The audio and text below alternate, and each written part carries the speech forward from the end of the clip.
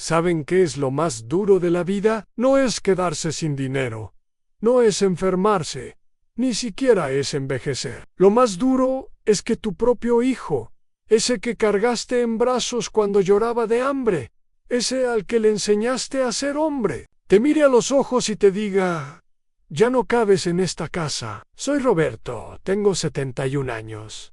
Y esta es la historia de cómo mi hijo me cambió por unos suegros con dinero. Una historia que tal vez muchos de ustedes están viviendo en silencio. Porque sé que no soy el único viejo al que sus hijos ven como estorbo cuando aparece alguien con más billetes en la cartera. Construí mi casa ladrillo por ladrillo durante 40 años de trabajo honrado. Cada pared tiene mi sudor. Cada cuarto guarda los recuerdos de una vida entera. Ahí nacieron mis nietos.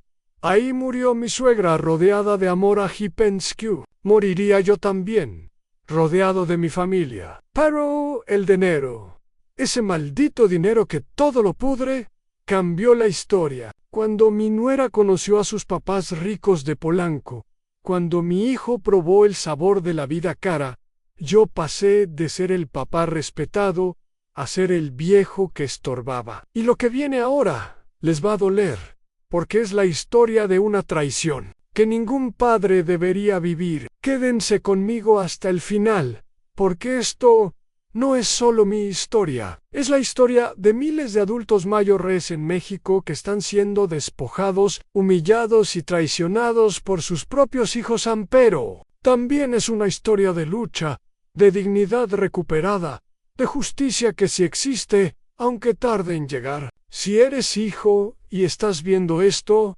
pregúntate: ¿seré yo capaz de hacer algo así? Y si eres padre o abuelo como yo, aprende de mis errores y protégete antes de que sea demasiado tarde. Porque el amor de hijo, cuando se mezcla con la ambición, puede convertirse en tu peor enemigo. Todavía recuerdo cuando mi hijo nació. Esa madrugada lluviosa en el hospital del Seguro Social. Lo sostuve entre mis brazos mientras su mamá descansaba y le prometí que nunca le faltaría nada. Siempre tendría un techo seguro. En nuestra casa de Iztapalapa vivíamos todos juntos. A mi esposa, yo, y después él con su familia. Así es como se hace en México, ¿no? La familia unida, bajo el mismo techo, compartiendo las alegrías y las penas, el cafecito de la mañana y las preocupaciones de la noche. Durante 40 años trabajé de albañil. Mis manos construyeron casas ajenas mientras ahorraba peso por peso para levantar la nuestra. Cada ladrillo que ponía era una promesa. Cada mezcla de cemento llevaba el sudor de mi frente y el amor por los míos. Mi hijo creció viéndome salir antes del amanecer y regresar cuando ya oscurecía, pero siempre, siempre con una sonrisa para él. Le enseñé que el trabajo dignifica, que la familia es lo primero, que un hombre de verdad cuida de los suyos hasta el último día. Cuando se casó, les abrí las puertas de par en par a él y a su esposa. «Esta es su casa, mijo», le dije mientras lo abrazaba a Ana. Al principio, todo era miel sobre hojuelas, ¿verdad? Los domingos hacíamos carne asada en el patio. Mi esposa preparaba sus famosos frijoles charros, y los nietos corrían por todos lados. Era la estampa perfecta de lo que siempre soñé en 3 generaciones bajo un mismo techo, compartiendo la vida, siendo familia de verdad como Div, Sir. Pero las cosas empezaron a cambiar cuando conocieron a los papás de mi nuera, Gentey de Polanco, con sus carros del año y sus viajes a Cancún cada verano. De repente, nuestros domingos de carne asada ya no eran suficientes. Nuestras enchiladas verdes palidecían ante sus restaurantes de manteles blancos. Mi hijo empezó a mirarme diferente, como si de pronto se avergonzara de mis manos callosas, de mi español sin pulir, de nuestra casita que tanto nos costó construir. El cambio fue sutil al principio, pero yo lo sentía en el aire. La vez que escuché a mi nuera decirle: «Es que tus papás ya están grandes», mi amor, sentí como si me clavaran un puñal en el pecho. ¿Grandes? ¿Desde cuándo ser mayo Era un defecto. En mi tiempo, los viejos éramos los pilares de la familia, los que guardábamos las historias, los que dábamos consejos, pero ahora parecía que estorbábamos, que nuestras canas eran señal de caducidad, no de sabiduría. Mi esposa lloraba en las noches, preguntándose qué habíamos hecho mal, y yo nomás la abrazaba sin saber qué contestarle. El día que llegaron los suegros ricos a conocer la casa, todo cambió para siempre. Vi cómo arrugaban la nariz al entrar, cómo miraban nuestros muebles viejos, pero bien cuidados con desdén. Mi nuera les mostraba cada rincón como disculpándose, mientras mi hijo agachaba la cabeza. Aquí podríamos tumbar esta pared, escuché que decía el suegro, señalando justo donde yo había puesto la primera piedra hace 40 años. En ese momento supe que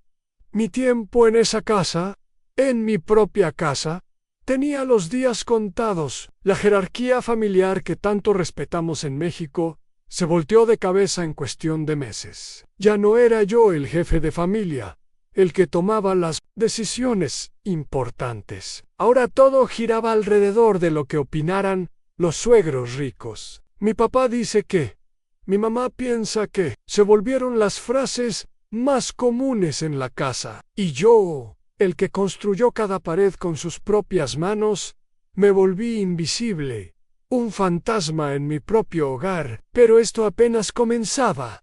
Lo peor estaba por venir. La traición duele más cuando viene de la sangre de tu sangre. Ese día, cuando mi hijo me miró a los ojos y me dijo: papá, necesitamos que te vayas, sentí que el mundo se me venía encima. No fueron las palabras, fue la frialdad en su mirada, como si yo fuera un extraño, un intruso en la casa que yo mismo construí. Mi corazón se partió en 1000 pedazos.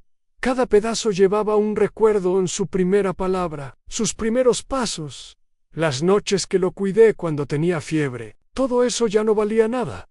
Me había convertido en un estorbo que había que eliminar. Las noches se volvieron eternas después de esa conversación. Me acostaba en la cama que compartí con mi esposa durante décadas y miraba el techo, el mismo techo que yo había pintado con mis propias manos. El insomnio se volvió mi compañero fiel, y con él llegaban los fantasmas del pasado.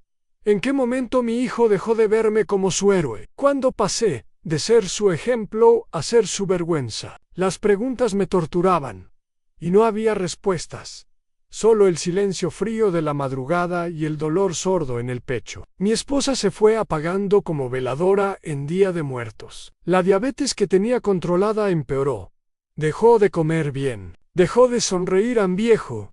¿Qué va a ser de nosotros?, me preguntaba con los ojos llenos de lágrimas. Y yo, que siempre tuve respuesta para todo, me quedaba callado. El médico del centro de salud nos dijo que era depresión, que el estrés emocional estaba acabando con ella. Ver a la mujer que amé toda mi vida consumirse por el dolor que nos causó. Nuestro propio hijo fue peor que cualquier golpe físico que pudiera recibir. En paz, a Centum Invisible. Como si fuera un fantasma en mi propia casa. Entraba a la cocina y mi nuera dejaba de hablar. Me sentaba en la sala y todos se iban a sus cuartos. Los nietos, que antes corrían a abrazarme cuando llegaba, ahora me miraban de lejos, como si les hubieran dicho que el abuelo era peligroso. Mi autoestima se fue al suelo. Empecé a creer que tal vez sí era un estorbo, que tal vez mi hijo tenía razón. A los 70 años, me sentía como un mueble viejo que ya nadie quiere. Algo que ocupa espacio y junta polvo. Los domingos que antes eran de familia se volvieron días de tortura. Veía por la ventana cómo llegaban los suegros ricos en su camioneta del año, como mi hijo corría a abrirles la puerta, con una sonrisa que ya no guardaba para mí. Escuchaba las risas en el comedor mientras yo comía solo en la cocina, como si fuera el perro de la casa. Mi nuera le servía la comida en los platos buenos, esos que solo sacábamos en Navidad, mientras a mí me daban de comer en los trastes despostillados. El mensaje era claro, ya no pertenecía ahí. El día que encontré a mi esposa llorando en el baño, abrazada a una foto de cuando éramos jóvenes, Algo se rompió dentro de mí. Ya no aguanto más, viejo, me dijo entre sollozos. Prefiero morirme a seguir viviendo así. Esas palabras me cayeron como balde de agua fría. Mi mujer, la guerrera que me acompañó en las buenas y en las malas, estaba derrotada. La abracé fuerte, sintiendo cómo temblaba entre mis brazos, y por primera vez en mi vida de macho mexicano, lloré con ella. Lloré por todo lo perdido, por el hijo que ya no reconocía, por la familia que se desmoronaba. Pero el golpe final, el que me destrozó el alma por completo, llegó una tarde de lluvia. Mi hijo entró a nuestra recámara sin tocar, con unos papeles en la mano. «Necesito que firmes esto, papá», me dijo sin mirarme a los ojos. Eran papeles para ceder la casa,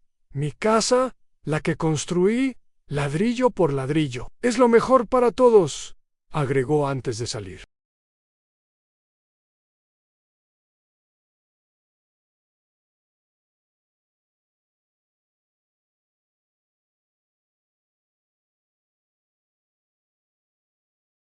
En ese momento entendí que no solo había perdido a mi hijo, había perdido todo por lo que trabajé en la vida. Y lo peor estaba por llegar. Nunca pensé que a mis 70 años tendría que buscar un abogado para defenderme de mi propio hijo, pero ahí estaba yo, sentado en una oficina del centro, con mis papeles amarillentos por el tiempo, tratando de explicarle al licenciado que la casa era mía. «¿Tiene escrituras a su nombre?», me preguntó, mientras revisaba los documentos. Claro que las tenía, guardadas en una caja de zapatos, junto con todos los recibos de materiales de construcción. Cada peso que gasté, cada buto de cemento, todo estaba documentado porque mi papá me enseñó que los papeles hablan cuando las personas callan. El abogado me explicó sobre los derechos del adulto mayor, leyes que yo ni sabía que existían. Me dijo que en México hay protecciones para gente como yo, que ningún hijo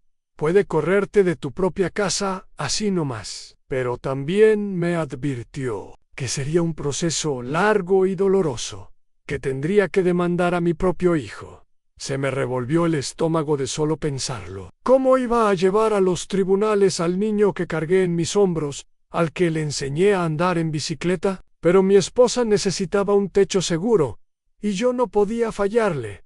No ahora. Los gastos legales empezaron a comerse nuestros pocos ahorros. Cada consulta, cada trámite, cada papel timbrado era un golpe más a nuestra economía ya maltrecha. Tuvimos que vender las pocas joyas que mi esposa guardaba en sus aretes de boda, la esclava que le regalé en nuestro 10º aniversario, el anillo de su mamá. Ver cómo se desprendía de sus tesoros con tal de pagar al abogado me partía el alma. «No te preocupes, viejo», me decía mientras me acariciaba la mano.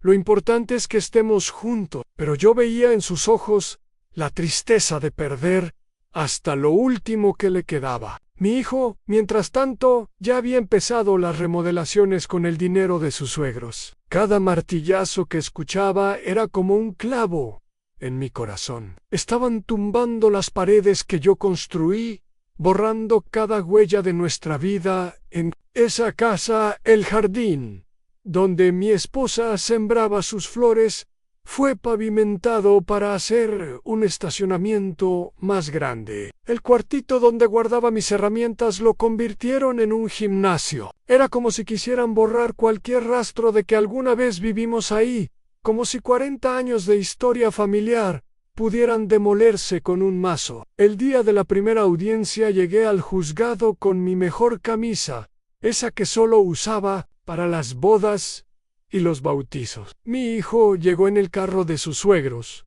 con un abogado de traje caro que ni me volteó a ver. Durante todo el proceso, mi hijo no me miró ni una sola vez. El juez leyó los alegatos, aunque éramos una carga económica, que la casa necesitaba renovaciones que nosotros no podíamos pagar, que era mejor para todos si nos íbamos. Cada palabra era una puñalada. Yo solo apretaba la mano de mi esposa, sintiendo cómo temblaba a mi lado. El abogado de mi hijo sacó papeles que yo nunca había visto, supuestos acuerdos que dizque habíamos firmado. «Esto tiene su firma», No, es así, me preguntó mientras me mostraba un documento. Era mi firma, sí, pero yo nunca había visto ese papel. Recordé entonces todas las veces que mi hijo me pedía que firmara cosas para el seguro, para los servicios, siempre con prisa, siempre sin dejarme leer bien. Me había engañado.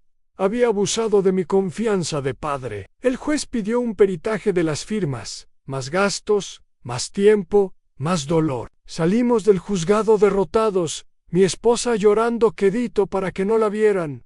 ¿Qué vamos a hacer si perdemos, viejo?, me preguntó mientras esperábamos el camión. No tenía respuesta. A nuestra edad, sin casa, sin ahorros, con una pensión miserable, ¿qué futuro nos esperaba? Pero no podía rendirme, no podía dejar que mi hijo y sus suegros, ricos, nos pisotearan así. Esa noche, mientras contaba las monedas para ver si alcanzaba para las medicinas de mi esposa, tomé una decisión que cambiaría todo. Esa mañana de martes, mientras tomaba mi café aguado en la cocina, escuché en la radio sobre un centro de apoyo para adultos mayores en la delegación. Algo dentro de mí me dijo que tenía que ir. Le dije a mi esposa que iba al mercado, pero tomé el metro hacia Coyoacán. En una casita pintada de azul, encontré lo que sería nuestra salvación. Una organización que ayudaba a viejitos como nosotros. La trabajadora social,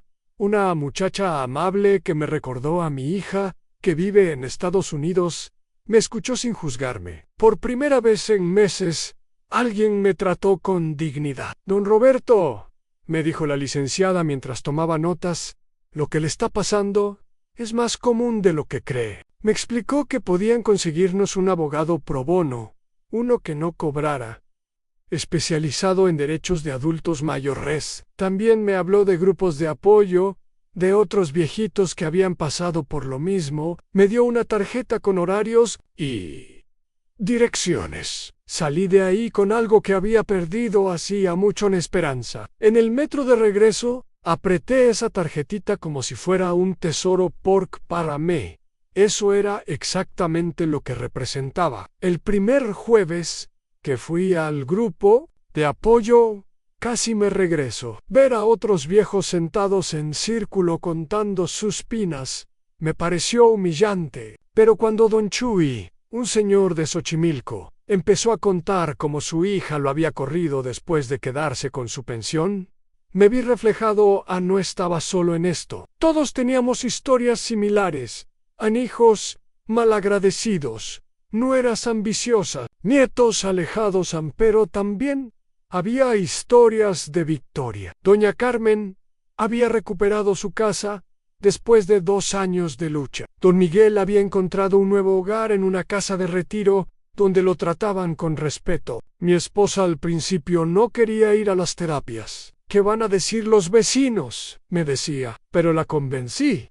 Y fue la mejor decisión que tomamos. La psicóloga del centro nos ayudó a procesar el dolor, a entender que no era nuestra culpa, que el amor que le dimos a nuestro hijo fue real aunque él lo hubiera olvidado. Poco a poco, mi viejita empezó a sonreír otra vez. Hicimos amigos nuevos, gente que entendía nuestro dolor porque lo había vivido. Los martes íbamos a terapia, los jueves al grupo de apoyo y los sábados a clases de baile en el centro cultural. Era como volver a vivir. El abogado que nos asignaron era un muchacho joven, pero con muchas ganas de ayudar. Vamos a pelear esto hasta el final, me prometió mientras revisaba todos mis papeles. Me explicó estrategias legales que ni sabía que existían en la figura del patrimonio familiar, la nulidad de contratos firmados bajo presión, los derechos de posesión. Empezamos a construir nuestro caso pieza por pieza. Conseguimos testigos vecinos que habían visto cómo construí la casa. El señor de la tienda que me vendió los materiales durante años. Hasta el padre de la parroquia dio su testimonio sobre nuestra familia, mientras peleábamos en los tribunales. También empezamos a buscar alternativas. La trabajadora social nos mostró opciones de vivienda para adultos mayores, lugares dignos donde podríamos vivir si perdíamos la casa. No eran asilos tristes como los de antes, Eran comunidades donde los viejos vivían con independencia, pero con apoyo. Visitamos varios, y aunque me dolía pensar en dejar mi casa, me daba tranquilidad saber que había opciones. Mi esposa se emocionó con uno que tenía un jardín enorme, donde podría volver a sembrar sus flores. Pero lo más importante que aprendí en ese proceso fue a recuperar mi dignidad. En el grupo de apoyo me enseñaron que ser viejo no era ser inútil, que nuestras historias tenían valor, que merecíamos respeto. Empecé a caminar con la frente en alto otra vez. Cuando me cruzaba con mi hijo en la casa, ya no agachaba la mirada. Le hablaba claro, sin súplicas, sin ruegos. Esta es mi casa, le decía. Y aquí me quedo hasta que un juez diga lo contrario. Y aunque por dentro me dolía su desprecio, por fuera me mantenía firme. Porque si algo aprendí, es que la dignidad no te la puede quitar nadie. Ni siquiera un hijo malagradecido. Una tarde, mientras esperaba mi turno en el juzgado, me puse a platicar con otros viejitos que andaban en las mismas. Me di cuenta de que no era solo mi historia. Era la historia de toda una generación. Don Ramiro me contó que sus 3 hijos se habían peleado por su casa antes de que él se muriera. Doña Esperanza lloraba porque su nieta, Eila Q. Crayo, desde bebé, ahora ni la volteaba a ver. Era como si todo México estuviera cambiando, como si los valores que nos enseñaron nuestros padres se hubieran ido por el caño. Ya no éramos los pilares de la familia, éramos estorbos que había que quitar de en medio. El licenciado del centro de apoyo nos explicó que esto tenía que ver con cambios culturales grandes, que ahora las familias ya no funcionaban como antes, que el individualismo gringo había llegado hasta acá.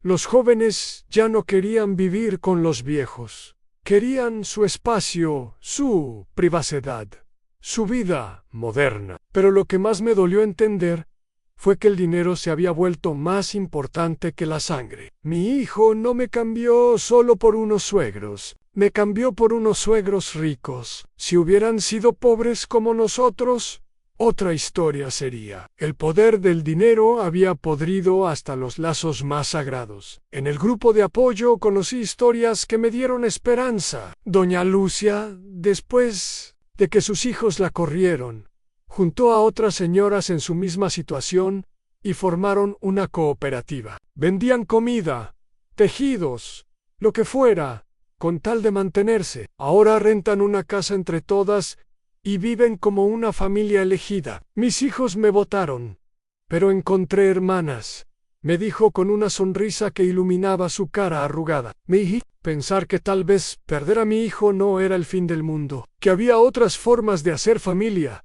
otras maneras de encontrar amor y compañía en la vejez. También conocí a don Carlos, que ganó un juicio contra su hijo después de 3 años de pelear. No solo recuperó su casa, sino que su hijo tuvo que pagarle una compensación por daños morales. Fue duro, compadre, me confesó tomando un café, pero era necesario, no por el dinero, sino para sentar un precedente. Me explicó que cada vez que un viejo ganaba un caso así, se hacía jurisprudencia, se creaba un antecedente legal que ayudaba a otros. Éramos como guerreros peleando no solo por nosotros, sino por todos los viejos que vendrían después.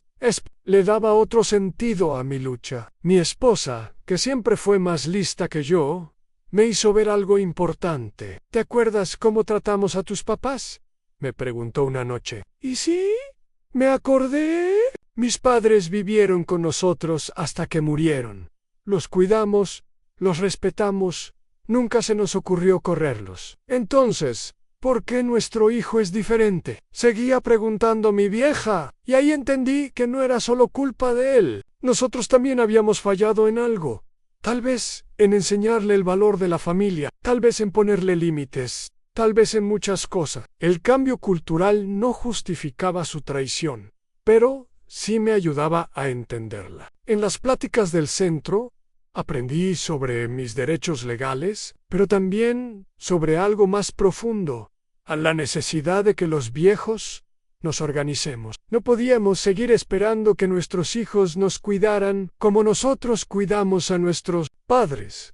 Los tiempos habían cambiado, y nosotros teníamos que cambiar también. Empecé a involucrarme más en el centro, a ayudar a otros viejitos con sus papeles, a compartir mi experiencia. Si mi hijo no quería mi sabiduría, había otros que si la valoraban. Encontré un propósito nuevo, una razón para seguir luchando más allá de mi caso personal. Lo más duro fue aceptar que mi hijo era producto de su tiempo, pero también de sus decisiones. El cambio cultural explicaba muchas cosas, pero no lo excusaba todo. Él eligió el dinero sobre el amor, el estatus sobre la familia, lo material sobre lo espiritual. Y mientras yo peleaba en los tribunales por mi casa, entendí que la verdadera batalla era más grande. Era la batalla por preservar lo poco que quedaba de los valores que hacían de México un país de familias unidas. Tal vez era una batalla perdida,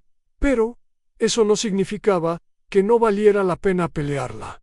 Y vaya, que la iba a pelear. En el grupo de apoyo conocí a doña Magdalena, una señora de Tlalpan que me cambió la forma de ver las cosas. Ella también fue corrida por sus hijos, pero en vez de hundirse en la tristeza, hizo algo increíble. Juntó a 5 señoras más que andaban en las mismas, y entre todas rentaron una casa grande en Coyoacán. La convirtieron en un taller donde hacían de todo en costuras, comida para vender, hasta clases de tejido. Mire, don Roberto, me dijo mientras me enseñaba sus libretas de cuenta. En 6 meses ya estábamos sacando para la renta y nos sobraba. Ver a esas viejitas trabajando juntas, riendo, apoyándose, me llenó de admiración. Lo que más me impresionó fue cuando doña Magdalena me contó los detalles. Su hijo, igual que el mío, la había querido sacar de su casa para meter a la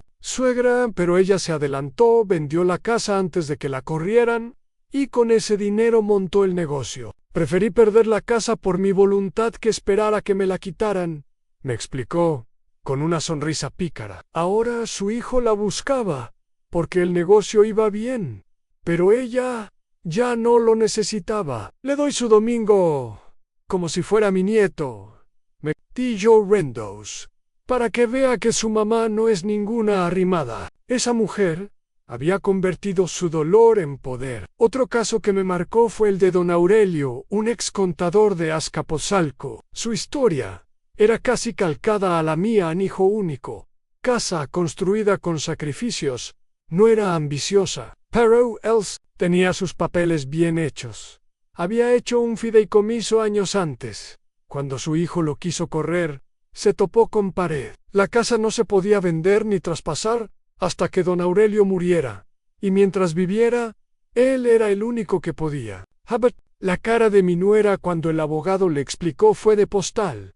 Me contó entre risas amargas. Eso sí, la relación con su hijo se rompió para siempre, pero al menos tenía techo seguro. Don Aurelio me enseñó todos los documentos, me explicó, paso a paso, como lo había hecho. Compadre, cuando vea que su hijo empieza a cambiar, protéjase, me aconsejó. Él lo había visto venir desde que su nuera empezó a quejarse de que la casa era muy vieja. Por eso fue con un notario y blindó su patrimonio. Me dolió pensar que él había sido más listo que yo, que había visto venir la traición mientras yo seguía confiando ciegamente. Pero también me dio esperanza.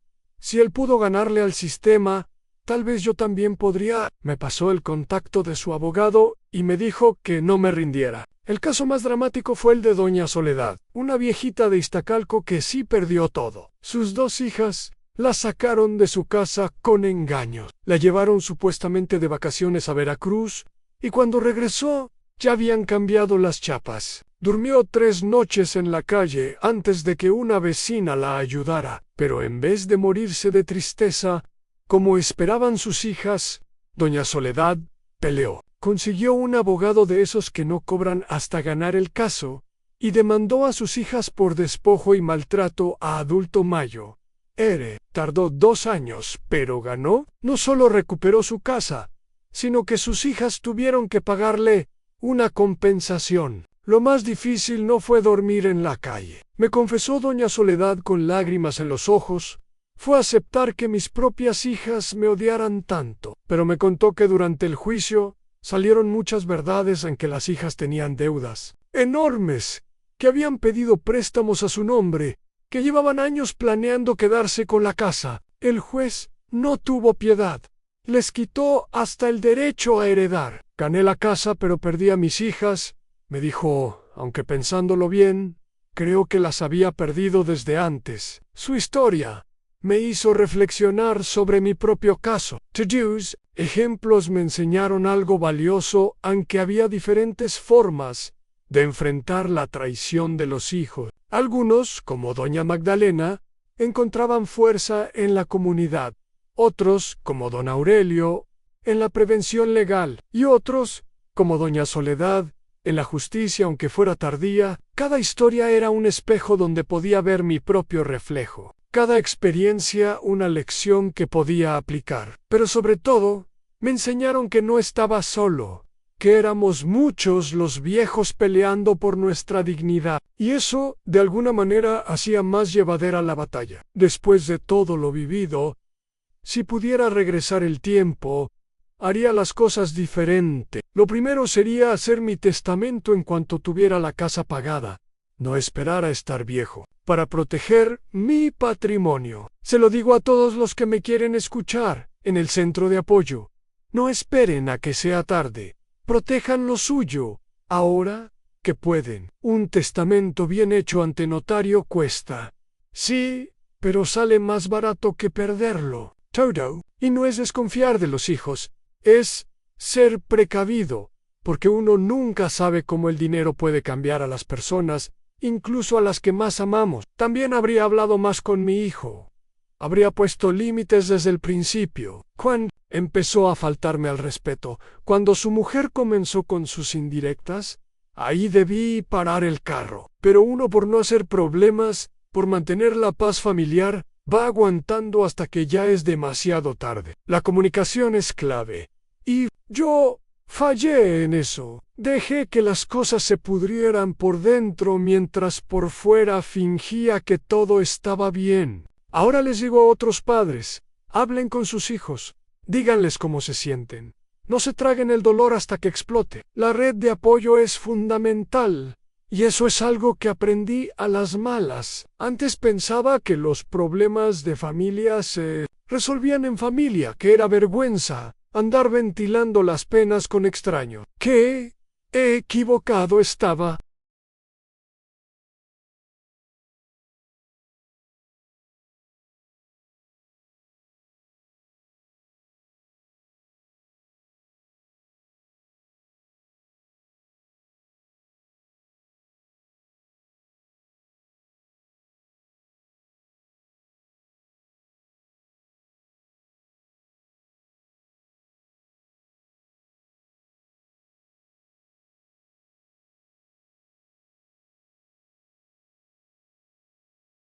El centro de adultos mayores, el grupo de apoyo, los abogados voluntarios, todos ellos fueron mi salvación. Si hubiera buscado ayuda antes, tal vez las cosas habrían sido diferentes. Por eso, ahora no me canso de decirle a otros viejitos, no, se queden callados, busquen ayuda, no están solos en esto. Mi esposa y yo aprendimos a valorarnos de nuevo, a entender que nuestra vida tenía valor más allá de ser los papás de alguien. Empezamos a hacer cosas para nosotros, íbamos al cine los miércoles de descuento, tomábamos clases de danzón en el centro cultural, hasta nos metimos a un club de lectura, redescubrimos que éramos personas completas, no solo viejos esperando. La amo. Esa es mi recomendación para todos los que pasan por algo similar. No se definan por el rechazo de sus hijos. Ustedes valen por lo que son, por lo que han vivido, por lo que pueden seguir aportando. El proceso legal fue largo y desgastante, pero al final valió la pena. No solo por recuperar la casa, sino por recuperar mi dignidad. Cuando el juez falló a nuestro favor, cuando dijo que mi hijo había actuado con dolo y mala fe, sentí que me quitaban un peso de encima. No era yo el que había fallado como padre. Era él el que había fallado como hijo. Pero más allá del resultado legal, lo importante fue no rendirme, pelear por lo que era justo. A veces perdemos más por no intentarlo que por intentarlo y fracasar. Si algo positivo saqué de esta experiencia, fue la nueva familia que encontré. Los amigos del centro de apoyo, los compañeros de lucha, los vecinos que me apoyaron cuando más lo necesitaba. Ellos se convirtieron en mi nueva familia, una familia elegida, no impuesta por la sangre. Con ellos celebré cuando gané el juicio. Con ellos lloré cuando mi esposa tuvo que ser hospitalizada por el estrés. Con ellos comparto ahora mis días. Aprendí que la familia no es solo la que nace de tu sangre, sino la que está contigo en las buenas y en las malas. Mi última reflexión es sobre el perdón, no para mi hijo, sino para mí mismo. Me perdoné por haber confiado demasiado, por no haber visto las señales, por haber fallado en algo, aunque no supiera exactamente en qué. El rencor envenena el alma, y yo decidí que mis últimos años no los iba a pasar amargado. Mi hijo eligió su camino, yo elegí el mío. Ahora vivo en mi casa, con mi esposa, rodeado de plantas y recuerdos buenos. A veces lo veo pasar por la calle con su familia, y aunque ya no me saluda, yo le deseo lo mejor, porque al final del día, yo sé quién soy, sé lo que valgo, y nadie, ni siquiera él, me puede quitar eso. Después de 2 años de batalla legal, recuperé mi casa, pero ¿saben qué? Esa victoria me supo amarga, porque aunque recuperé las paredes, perdí a mi hijo para siempre. Ahora vivo aquí con mi esposa, en la misma casa donde lo vi crecer, pero ya no es lo mismo. Los domingos ya no hay carne asada, los cuartos están vacíos de risas de nietos, y el silencio a veces pesa más que todos los años de lucha. Kane, el juicio, sí, pero perdí a mi familia. Y eso es algo que ningún papel firmado por un juez puede devolverme. Pero, ¿saben qué aprendí? Que la dignidad no te la puede quitar nadie, ni siquiera un hijo malagradecido. Que hay familias que no nacen de la sangre, sino del apoyo mutuo, como mis compañeros del Centro de Adultos Mayores, que se convirtieron en mis hermanos de batalla. Aprendí que nunca es tarde para defenderse, que los viejos también tenemos derechos, y que el amor verdadero no se mide en lo que aguantas, sino en lo que no permites que te hagan. Mi esposa y yo somos más fuertes ahora, más unidos, más conscientes de nuestro valor, y aunque nos duela la traición, no dejamos que nos defina. Si algo quiero que se lleven de esta historia es esto: protejan su patrimonio ahora, no esperen. Hagen Testamento. Pongan las escrituras en orden. Busquen asesoría legal preventiva, pero sobre todo, pongan límites sanos con sus hijos desde el principio. El respeto se construye día a día, y cuando se pierde, es casi imposible recuperarlo. No permitan que el dinero o las influencias externas rompan los lazos familiares. Y si ya están pasando por algo similar, no se queden callados. Busquen ayuda. Únanse a otros que están en las mismas. Peleen por lo que es suyo. No es egoísmo, es justicia. A mi hijo, si algún día ves esto, quiero que sepas que a pesar de todo, no te guardo rencor. Me duele lo que hiciste. Me rompiste el corazón de formas que no sabía que existían, pero sigues siendo mi hijo. Ojalá algún día entiendas que los suegros con dinero no estarán ahí cuando de verdad los necesites, que el amor de un padre no se compra ni se vende. Y cuando tus hijos te hagan a ti lo que tú me hiciste a mí, tal vez entiendas el dolor. QC, pero para entonces, yo ya no estaré aquí para decirte te lo dije, porque la vida cobra todas las facturas, hijo, todas. ¿Y ustedes han vivido algo similar? ¿Conocen a alguien que esté pasando por esto? Déjenme sus historias en los comentarios. porque juntos somos más fuertes. Y si este video les llegó al corazón, compártanlo, que llegue a esos hijos que todavía están a tiempo de cambiar, a esos padres que necesitan protegerse, a esos abuelos que creen que están solos. No lo están, somos muchos, y nuestra voz merece ser escuchada. Suscríbanse al canal, activen la campanita, porque seguiré contando historias reales que necesitan ser contadas, historias de dolor, pero también de esperanza y de esporo, también de cómo levantarse, porque la vida sigue, y mientras tengamos aliento, tenemos la obligación de luchar por nuestra dignidad. Como dice el dicho, el que persevera, alcanza. Y yo, a mis 71 años, soy la prueba viviente de que nunca es tarde para defender lo que es justo. Que Dios los bendiga. Y recuerden, sus padres no son desechables. El amor y el respeto no tienen fecha de caducidad. Hasta la próxima, amigos.